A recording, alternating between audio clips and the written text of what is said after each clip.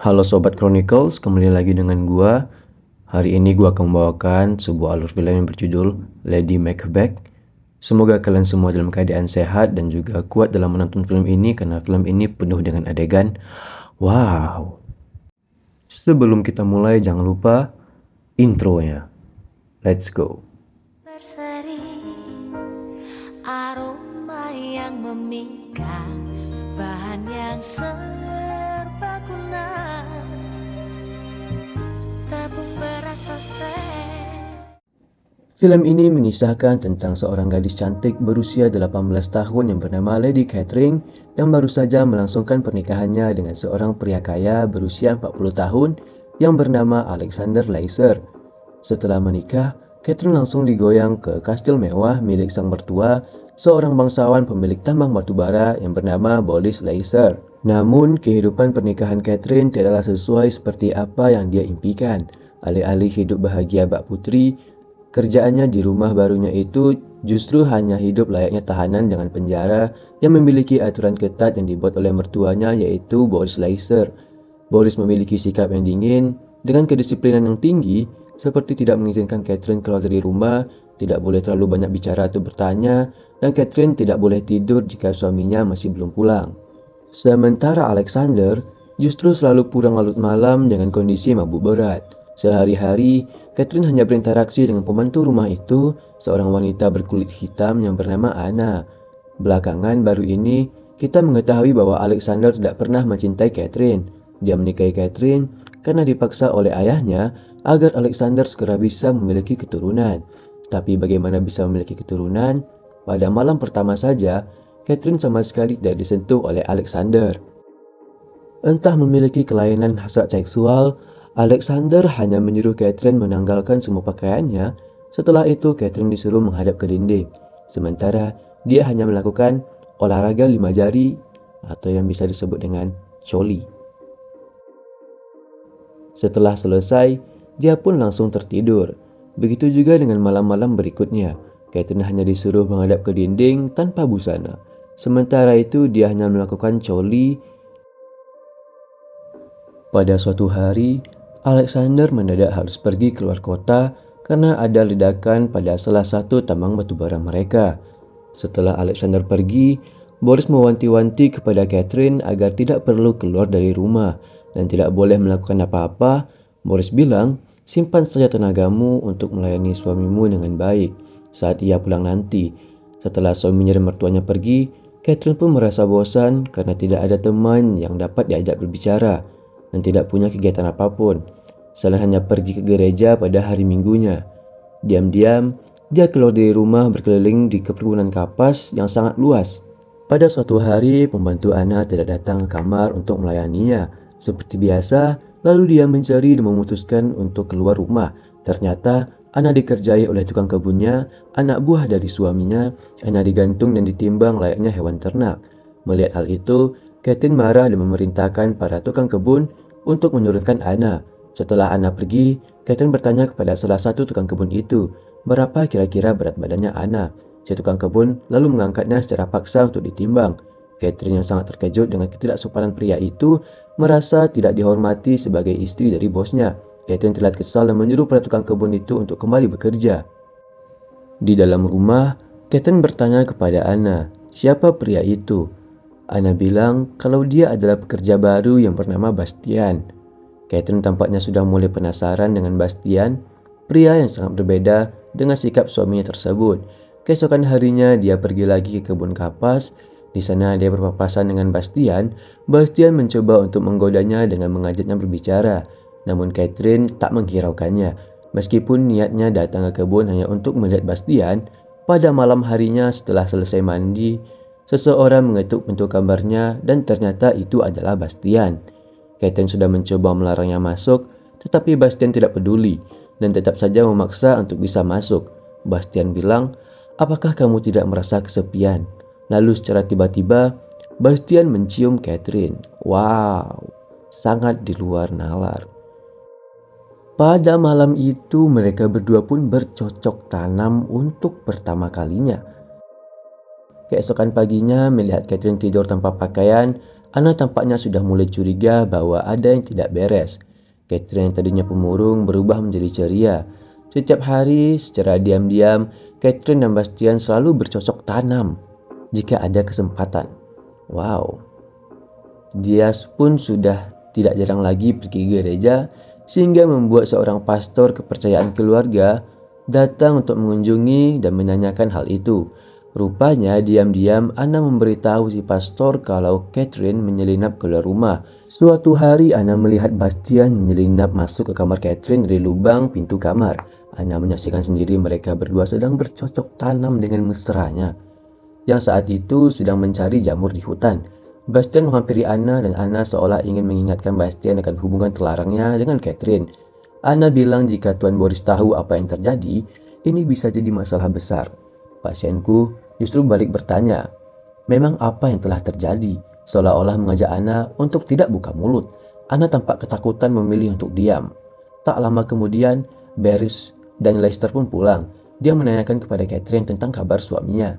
Apakah dia sudah pulang? Tapi Catherine malah justru bertanya balik. Bukankah kau yang menyembunyikan suamiku? Boris marah mendengar jawaban yang tidak sopan dari Catherine. Catherine sengaja menghabiskan minuman Amer milik Boris hingga Anna yang dapat getahnya. Sebagai balasan dari Catherine kepada Anna, karena dia telah mulai ikut campur dengan hubungan Bastian, Boris mengira kalau Anna lah yang meminum semua Amernya. Lalu Boris menghukum Anna dengan menyuruhnya merangkak seperti hewan. Singkat cerita, Anna memberitahu Boris akan hubungan terlarang antara Catherine dan juga Bastian. Boris yang marah akhirnya mencambuk Bastian berkali-kali dan mengurungnya di kandang kuda. Mendengar Bastian dikurung, Catherine mencoba untuk membebaskannya, namun kunci kandangnya hanya dipegang oleh Boris. Tanpa rasa takut, Catherine memaksa Boris untuk segera melepaskan Bastian. Namun Boris malah marah besar memaki Catherine dengan kata kasar. Catherine sekali lagi menyuruh Boris untuk segera melepaskan Bastian, namun sekali lagi Boris marah besar dengan melempar piring ke arahnya. Lalu dia masuk ke ruangan lain dengan membawa piring makanannya. Dari luar, Catherine mengganjal pintu ruangan dengan kursi agar Boris tidak bisa keluar. Kemudian Catherine menyuruh Anna untuk duduk dan makan bersamanya secara paksa. Anna pun mengurutinya. Dari dalam ruangan terdengar Boris yang meraung-raung minta tolong karena kesakitan akibat dikurung oleh istrinya, anaknya. Ternyata minuman Boris yang telah diracuni oleh Catherine dengan bahan jamur yang dicari oleh Anna. Anna pun mencoba membukakan pintu itu untuk menolongnya, tapi Catherine melarangnya.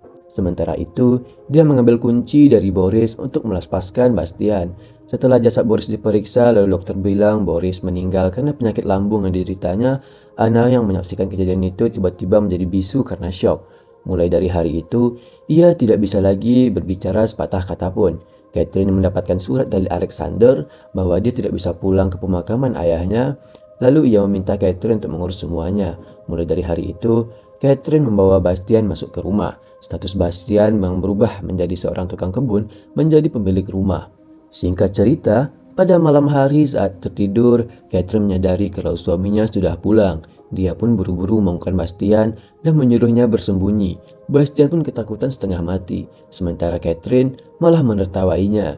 Tidak ada kekhawatiran sama sekali di wajahnya.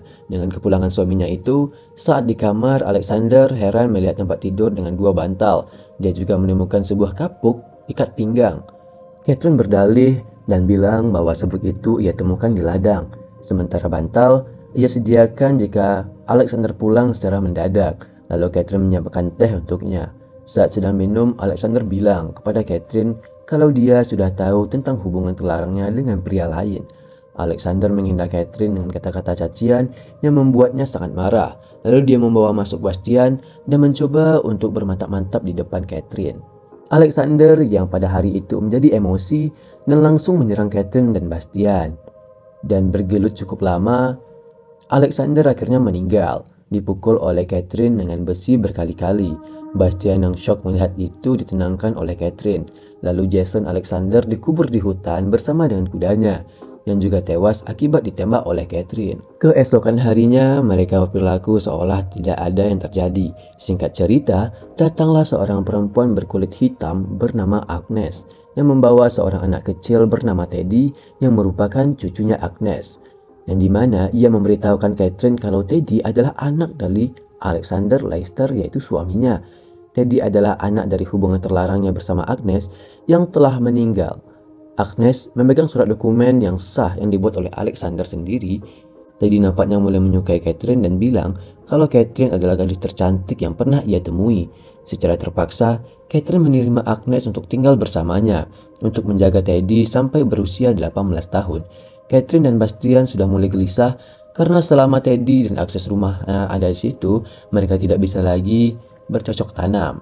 Sementara itu, Catherine menyadari kalau dia tengah mengandung anak dari Bastian. Wow, akhirnya membuahkan ya. Teddy sudah mulai dekat dengan Catherine. Catherine bahkan sering mengajaknya jalan-jalan ke ladang.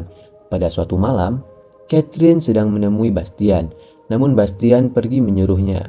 Dan kita tidak akan bisa bersama lagi. Pada keesokan harinya, Teddy mengajak Catherine untuk bermain. Namun Catherine yang tidak enak badan terpaksa menolaknya. Karena Teddy yang terus memaksa, akhirnya Catherine pun menjadi emosi dan secara tidak sengaja mendorongnya. Dari hal itulah Teddy akhirnya menangis dan kecewa, lalu dia pun kabur dari rumah. Semua orang mencarinya kemana-mana, termasuk Bastian. Lalu, ia memperlihatkan di mana Bastian dan menemukan Teddy yang sedang duduk di bebatuan air terjun. Lalu scan berpindah lagi di mana Bastian membawa pulang Teddy dalam keadaan yang lemas. Agnes yang melihat orang asing masuk ke dalam rumah dan memegang cucunya marah-marah kepada Bastian lalu mengusirnya. Melihat hal itu, Catherine nampaknya tidak suka dengan melihat kekasihnya yang dibentak-bentak oleh Agnes. Dia pun mulai menyusul Bastian dan Bastian pun mencoba untuk pergi dari rumah itu. Dia tidak terima diperlakukan begitu oleh Agnes. Catherine mencoba menahannya.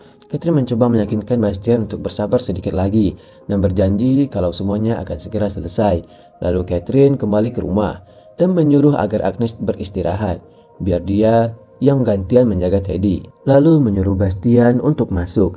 Kemudian Catherine membekap kepala Teddy dengan bantal. Sementara itu Bastian membantunya memegang kaki dan Teddy pun meninggal karena kehabisan nafas. Benar-benar sangat di luar nalar. Bastian pun merasa ketakutan dengan apa yang terjadi barusan. Di hutan, Bastian pun menangis karena hal yang telah terjadi. Ia menyesal telah merenggut nyawanya Teddy. Di tempat lain, Catherine berdalih saat menjaga Teddy, dia sempat tertidur 10 menit. Setelah terbangun, dia menemukan Teddy sudah tidak bernafas lagi. Dokter bilang kalau ada bekas memar di muka Teddy. Kemungkinan seorang telah sengaja membekapnya.